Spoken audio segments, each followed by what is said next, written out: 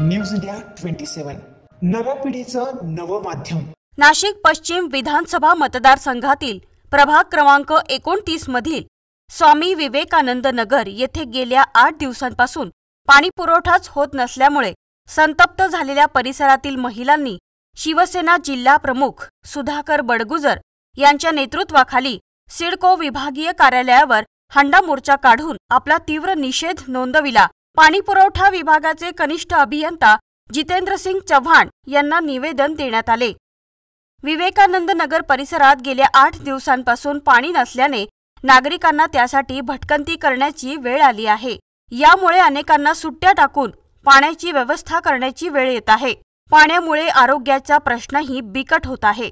पाणी पुरवठा सुरळीत न झाल्यास तीव्र आंदोलन छेडण्याचा इशाराही महिलांनी यावेळी दिला। सुधाकर बडगुजर यांनीही अधिकाऱ्यांची चांगलीच खरडपट्टी काढली व पाणी पुरवठा सुरळीत करण्याच्या सूचना त्यांना दिल्या। राहतो आम्हाला पाणीच येत नाहीये।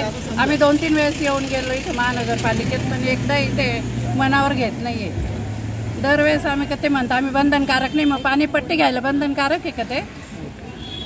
कुठून आम्ही पाणी रोज 1 दिवसाचं तर कुठून पण आणू ना, रोज रोज कोणाकडे मागणार? 11:30ला पाणी, 11-11:30ला पाणी येतं, तेही वरती चढत नाही, एकदम बारीक पाण्याची धारा असते। रात्रीच्या 12-1 वाजेपर्यंत सगळे जागे असतात पाण्यासाठी, पण तरीही पाणी भरल्या जात नाही। ते ह्या पाण्याचा काहीतरी बंदोबस्त करा।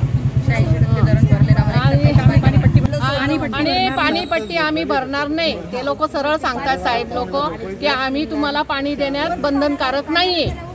मग यांनी पाणीपट्टी इतक्या दिवसाची आमची कशाची घेतलेली आहे, ती पाणीपट्टी आम्हाला व्याजासहित परत करावी।